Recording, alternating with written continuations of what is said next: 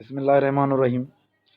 General science के PDF part 3 के एक और वीडियो के साथ हम आए हैं। देखें कि ये एमसीक्यूज आया है।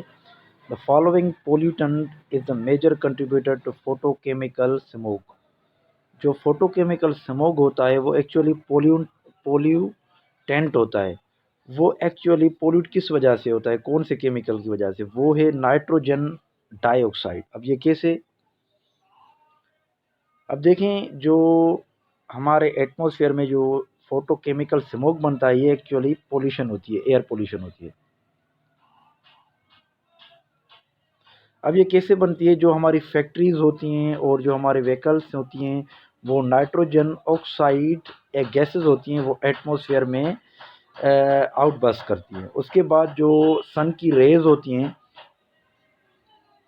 उनके साथ वो रिएक्शन करने के बाद ये रेज और ये दोनों रिएक्शन करती हैं तो फोटोकेमिकल स्मोक बनता है, जो एयर पोल्यूशन होती है। एयर पोल्यूशन होती है, ठीक है। अब ये एमसीक्यूज ऐसे पूछ रहा है कि जो मेजर पोल्यूटेंट होता है फोटोकेमिकल स्मोक में वो एक्चुअली नाइट्रोजन डाइऑक्साइड होता है, जो एयर को पोल्यूट करता है। अब दूसरा एमसीक्यूज देखें कि इसमें क्या है कि ये जो होमोग्लोबिन है वो actually protein inside red blood cell that carries. अब मैंने आपको बताया कि ब्लड जो होता है, ब्लड के अंदर एक तो प्लाज्मा होता है। मैं बार बार बता रहा हूँ इसलिए कि आप इसको याद करें। एक प्लाज्मा होता है जो 80 से 90% होता है, ठीक। उसके बाद जो दूसरी चीज़ें होती है वो पार्टिकल्स होती हैं, जिसमें होमोग्लोबिन होता है, आरबीसी होता है, आरसीबी होता है, वाइट ब्लड सेल होते हैं या प्लेटिलेट्स होते हैं, ये भी ब्लड के अंदर ही होते हैं। अब देखें, जो होमोग्लोबिन होता है ब्लड के अंदर वो एक्चुअली प्रोटीन का बना हुआ होता है, और ये जो ऑक्सीजन होता है डिफरेंट ऑर्गन के लिए चाहिए होता है वो एक्चुअली इस होमोग्लोबिन कैरियर का काम करता है, जो ऑक्सीजन को कैरी करता है।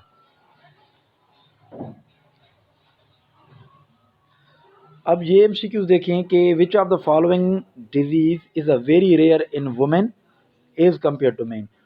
कौन सा यहाँ इनमें से ऐसा डिजीज है जो वुमेन में ज़्यादा पाया जाता है बनस्बत मेन के? वो एक्चुअली कलर ब्लाइंडनेस है।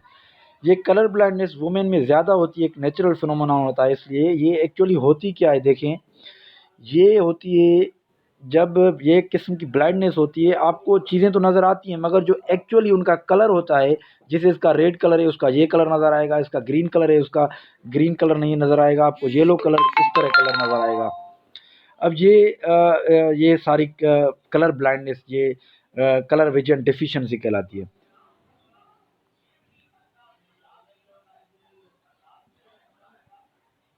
अब देखें एक और एमसीक्यूज है विच ऑफ द अब देखें ये एक और एमसीक्यूज है which of the following is to be found in polish remover. जो पॉलिश होता है वो अगर हम यूज़ करें, अगर उसको उस पॉलिश को हमें रिमूव करना हो तो एक एसिड आता है एसीटोन, ये यूज़ करते हैं हम इसको रिमूव करने के लिए। जैसे मुख्तलिफ एसिड्स होते हैं, जैसे हम वाशरूम के जो गंदापन होता है उसे रिमूव करने के लिए डिफरेंट एसिड यूज़ होता है, और दूसरी भी चीज़ें जो दाग धब्बे होते हैं कपड़ों पे या किसी चीज़ पे वो भी रिमूव करने के लिए डिफरेंट जो होते हैं वो एसिड आते हैं। और ये जो एसीटोन है एक्चुअली ये पॉलिश रिमूव करने के लिए इस्तेमाल होता है। अब ये एमसीक्यूज देखें, ये कह रहा है कि gas thermometer, thermo means heat, meter means heat को मेजर करना, गैस में थर्मामीटर को मेजर करना is more sensitive than the liquid thermometer. जो लिक्विड का थर्मामीटर है वो गैस का थर्मामीटर मोर सेंसिटिव है, मतलब जल्दी वो सेंस करता है, जल्दी पिक करता है, जल्दी मेजर करता है चीज़ों को। वो किस वजह से? वो एक्चुअली इस वजह से कि it expends more than liquid. जो गैस थर्मामीटर होता है एक्चुअली गैस के जो मॉलिक्यूल होते हैं वो एक दूसरे से दूर होते हैं। जब हम मीटर यूज़ करते हैं तो इनको सेंस, जो थर्मामीटर गैस वाला होता है जल्दी सेंस करता है, यही वजह होती है तो एक्सपेंड मोर देन लिक्विड। ये लिक्विड के बनस्बत ज़्यादा एक्सपेंड हुए होते हैं, इसलिए गैस का थर्मामीटर जो होता है मोर सेंसिटिव होता है देन लिक्विड थर्मामीटर।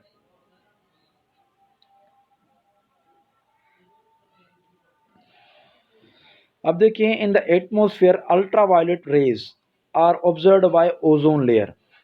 अब जो अल्ट्रावायलेट रेज एक जो हमें पता है ये सन से आते हैं।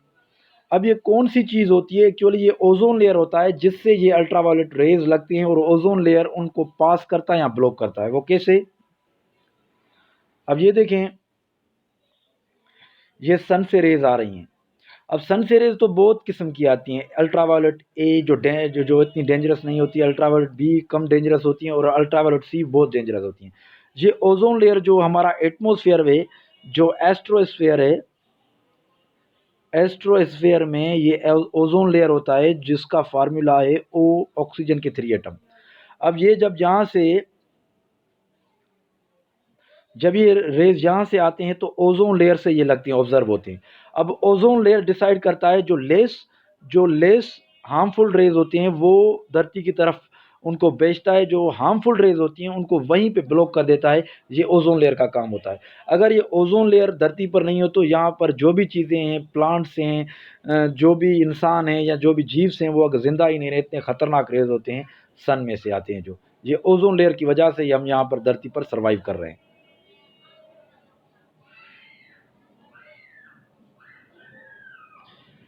अब ये देखें, who is known as a father of immunology. Immunology हमें पता है जो इम्यून सिस्टम होता है इंसान के अंदर, जो डिफेंस फोर्स होती है वो एक्चुअली इम्यून कहलाती है। और immunology is study of defence force.